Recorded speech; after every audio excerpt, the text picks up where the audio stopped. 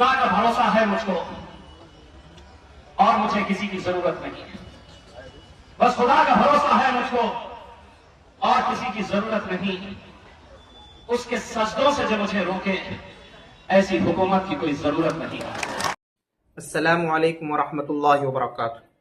दोस्तों, जैसा कि आप जानते हैं, मजलिस इत्तिहादुल मुस्लिमीन के नेता इम्तियाज जलील साहब ने गुस्ताखे नबी के खिलाफ शिंदे सरकार को कहा था कि अगर वो अरेस्ट नहीं करेंगे हम बड़ी रैली निकालेंगे।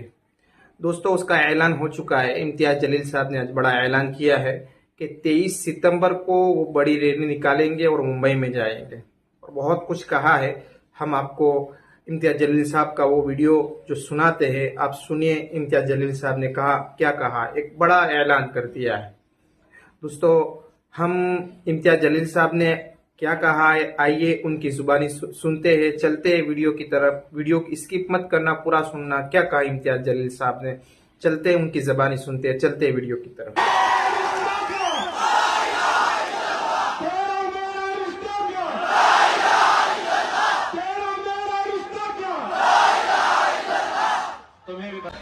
मैं आपके बीच बहैसियत मुसलमान यहाँ पर आया हूँ।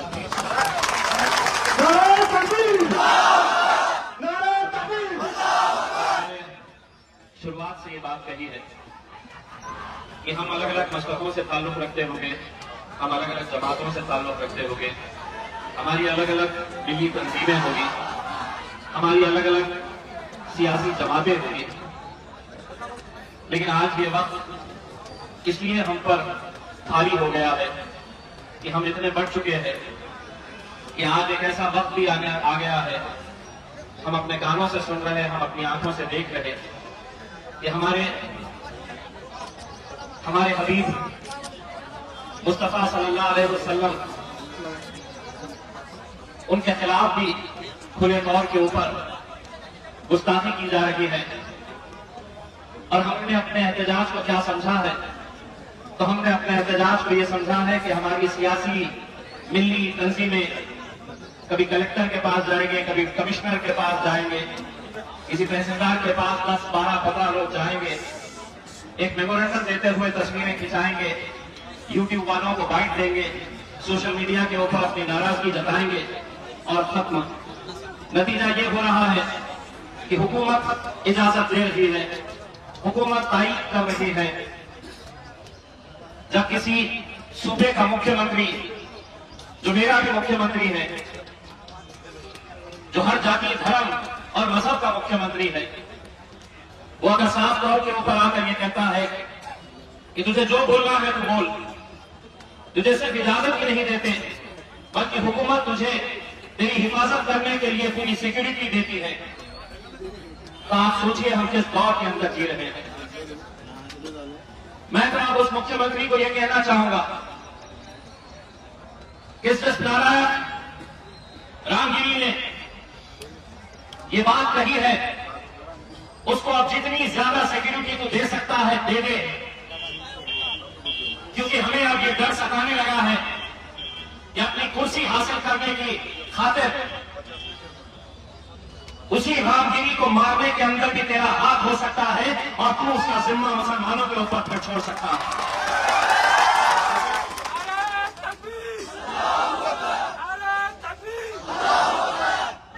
सिक्योरिटी दे दे। और उस रामगिरी को मैं ये कहना चाहता हूं, तुझे खतरा मुसलमानों से नहीं है, तुझे खतरा तेरे अपने लोगों से है, क्योंकि उन्होंने अपनी कुर्सी हासिल करने के लिए ये सारा खेल रचा है।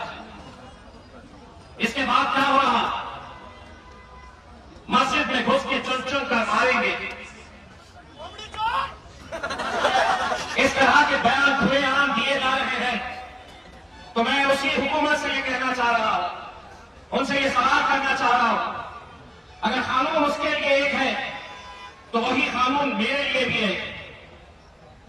अगर वो इस तरह की जबान इस्तेमाल कर सकता है तो अल्हम्दुलिल्लाह, मैं तो असद साहब का चेहरा हूं। मैंने अकबर साहब को सुनकर यहां तक पहुंचा हूं।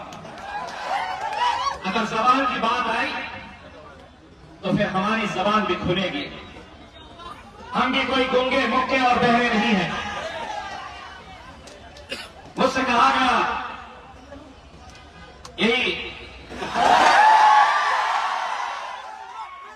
मैंने गलती से एक सभा में मेरा हाथ थोड़ा ऊपर चले गया तो पब्लिक ने बोला तो और छोटा करोगा। उसके भाई ने कहा कौन इम्तियाज जलील, उसने सवाल किया कौन इम्तियाज जलील, तो महाराष्ट्र की सड़कों के ऊपर देख, तेरे बाप को भी दिखा, तेरे भाई को दिखा। 23 तारीख के दिन महाराष्ट्र की सड़कों का मंजर क्या होगा वो देख पहुंचे दिन तुझे पता चलेगा कि इम्तियाज जलील कौन है।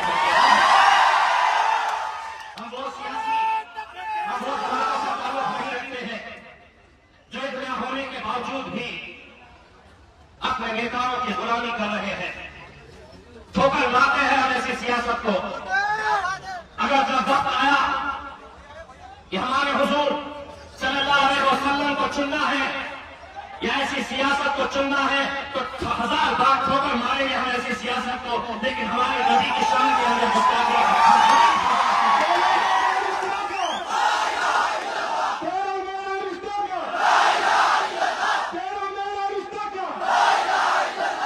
तुम्हें भी बताया जाएगा। परमिशन मिलेगी क्या, देंगे क्या, यहीं पे गाड़ियां रोक लेंगे। इससे पहले भी मैंने तिरंगा रैली ले जा चुका हूं। भीड़ के बहुत सारे नौजवान बुजुर्ग मेरे साथ उस वक्त मौजूद थे। हर तालुके पे, हर जिले के हेडक्वार्टर के ऊपर पुलिसों की फौज लगाई जाती थी, बैरिकेड्स लगाकर रोका जाता था।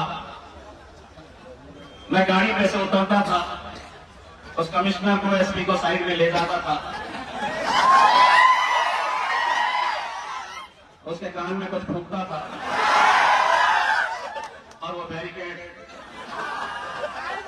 इसीलिए जब लोगों ने चैलेंज किया था कि बंबई तक आ ही नहीं सकते हैं, तो बंबई के उस स्टेज के ऊपर खड़े रहकर सबसे पहले मैंने जो जुमला कहा था वो ये था कि बंबई महाराष्ट्र के तारीख के अंदर साल भाई अल्हम्दुलिल्लाह ये पहली बार हुआ था कि एक मुसलमान लीडर के लिए मुंबई की सड़कों को बंद करना पड़ा था। और आज हम अगर यहां पर जाएंगे तो किसी सियासी पार्टी के बैनर के तले नहीं जाएंगे, किसी जमात, किसी तंजीम के बैनर के तले नहीं जाएंगे। एक एक शख्स जो निकलेगा, एक एक जवान जो निकलेगा, एक एक बुजुर्ग जो निकलेगा, एक एक उलमाए दीन जो निकलेंगे, वो सिर्फ हैसियत मुसलमान के हैसियत से वहां पर निकलेंगे, कूच करेंगे हम। मैं आप लोगों से सिर्फ इतनी अपन गुजारिश करना चाहता हूं, बहुत सारे नौजवान हैं जो आना चाहते हैं, जो चलना चाहते हैं, लेकिन उनकी इस्तेताअत नहीं है कि वो कोई गाड़ी को अरेंज कर सके। मैं यहाँ के जिम्मेदारों से, उलमाए किराम से ये अपील करना चाहूंगा कि आप लोग उन बच्चों का रजिस्ट्रेशन करवाएं जो बच्चों के पास गाड़ियां नहीं है, जो गाड़ी में आ नहीं सकते हैं, अपने नाम दर्ज करवाएं। और यकीनन भीड़ में ऐसे बहुत सारे दिलदार लोग मौजूद हैं जो अल्लाह के नाम पर, अपने नबी के नाम पर, अपने रसूल के नाम के ऊपर आ नहीं सकते हैं, लेकिन कुछ मदद जरूर कर सकते हैं। आपकी जिम्मेदारी रहेगी कि जो बच्चे उस जज्बे के साथ आना चाहते हैं उनको पहुंचाने का इंतजाम आप करिए। तो ये जिम्मेदारी उठाएं कि मैं नहीं आ सकता, मेरी तरफ से मैं 2 गाड़ियों का इंतजाम कर रहा हूं, मैं 4 गाड़ियों का इंतजाम कर रहा हूं। मेरे भाइयों, अगर इस वक्त हम एक ताकत बनकर नहीं खड़े रहे, आप यकीन मानिए वो दिन दूर नहीं जब सड़क चलता हुआ कोई लड़का हमारे हुजूर की शान में गुस्ताखी करेगा, हमारे नबियों के ताल्लुक से सिर्फ। इसीलिए हमारे सब्र का पैमाना ऐसे हद तक ना पहुंचाइए। किसी ने, हमारे मौलाना साहब ने, शफी भाव ने कहा है, आप इम्तियाज जलील के ताल्लुक से कुछ बोल दें, हम सुन लेंगे, हम बर्दाश्त कर लेंगे। आप हमारे माल का नुकसान कर दे, हम बर्दाश्त कर लेंगे, लेकिन खुले तौर पर हमारे मजहब पर उंगलियां उठाई जाएगी और इंसानियत का पैगाम अगर किसी पैगंबर ने दिया है तो वो मेरे आका मुस्तफा मोहम्मद सल्लल्लाहु अलैहि वसल्लम ने दिया है। मेरे भाई, हम ये नहीं कह रहे हैं कि इस आंदोलन में सिर्फ मुसलमान ही क्यों आए, क्यों दूसरे कौम के वो लोग जो इंसानियत से मोहब्बत करते हैं, जो इस मुल्क से मोहब्बत करते हैं, जो अमन और भाईचारगी चाहते हैं, वो क्यों नहीं आवाज उठा रहे, वो क्यों नहीं बोल रहे हैं। आज हालात क्या हो गए, आप क्या खाएंगे?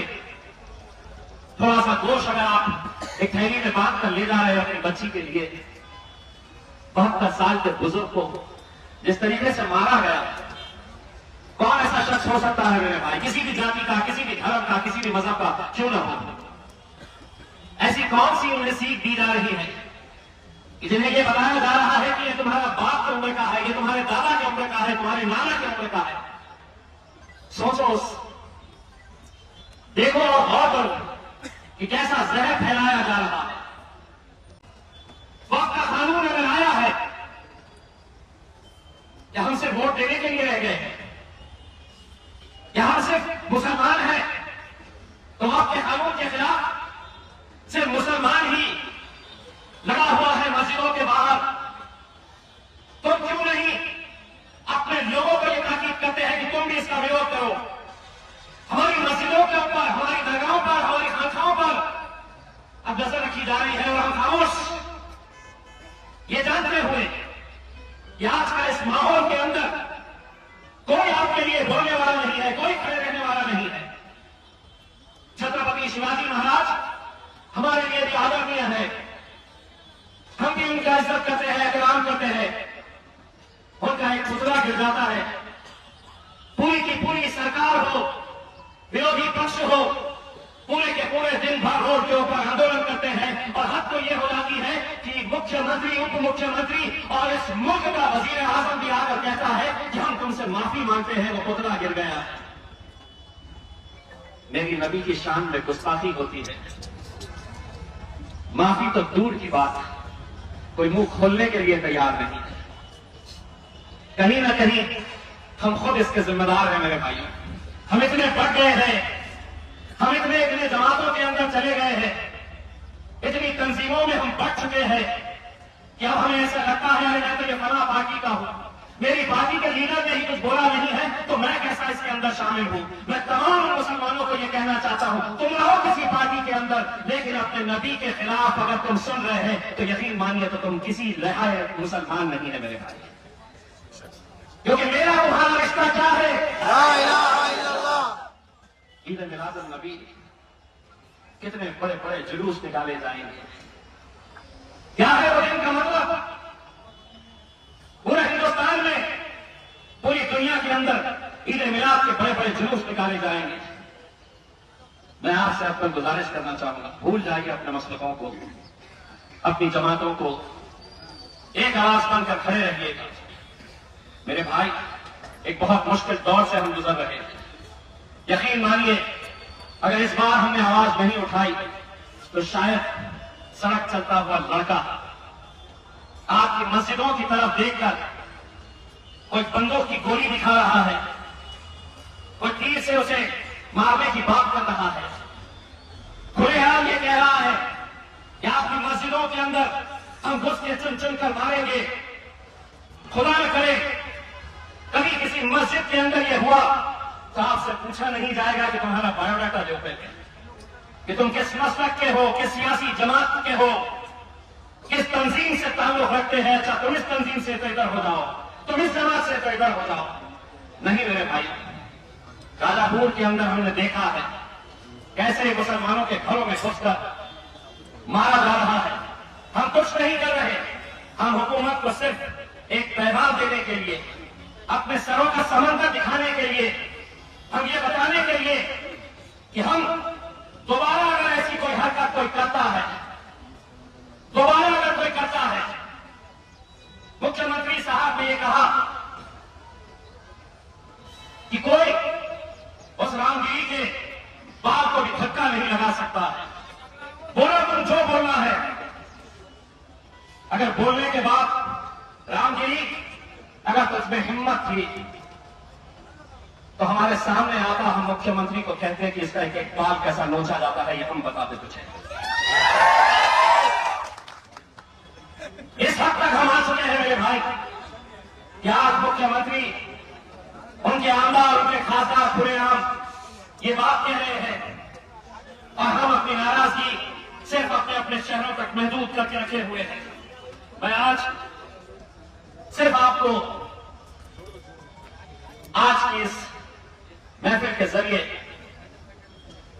ये बताने के लिए आया हूं, बस खुदा का भरोसा है मुझको और मुझे किसी की जरूरत नहीं है। बस खुदा का भरोसा है मुझको और किसी की जरूरत नहीं। उसके सजदों से जो मुझे रोके, ऐसी हुकूमत की कोई जरूरत नहीं है। यही पैगाम हम यहां से देंगे। मैं तमाम उलमाए कराम से यह अक्कल गुजारिश करना चाहूंगा कि इसका नेतृत्व, इसकी रहनुमाई आप लोग इसे लीड करिएगा। आपका हुक्म सर आंखों पर रहेगा। आप जो हुक्म करेंगे उस हुक्म की ताबीर होगी और आप रहेंगे तो यकीनन नौजवानों का जोश को भी कंट्रोल करने में यकीनन हमें मदद मिलेगी। इसीलिए जो आ सकते हैं जरूर आए, जो नहीं आ सकते हैं, जिनके पास इतना पैसा अल्लाह ने दिया है, या अल्लाह की राह में लगाइए, गाड़ियां करवाइए। किसी के पास नहीं है, एक बड़ी गाड़ी करवा के वो बच्चे जो आना चाहते हैं, जिनके अंदर अपने नबी के लिए मोहब्बत है, दोस्तों जितने लोग आएंगे उतना बड़ा पैगाम सरकार के पास पहुंचने वाला है। और ये आज बात पहुंचने वाली है।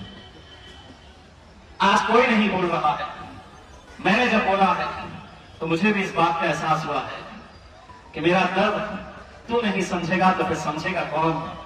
अगर मेरे लिए तू नहीं बोलेगा तो फिर बोलेगा कौन? कौन बोलेगा? कोई ना कोई, किसी ना किसी को तो खड़े रहने की जरूरत थी।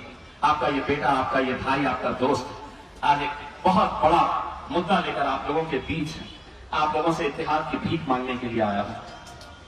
मेरे भाई, ये वक्त अगर चला गया, आने वाली नस्लें हमसे ये सवाल करेगी कि तेरे आंखों के सामने तूने अपने कानों से सुना था कि हमारे नबी सल्लल्लाहु अलैहि वसल्लम के बारे में जब गुस्ताखी की जा रही थी तो तूने क्या किया?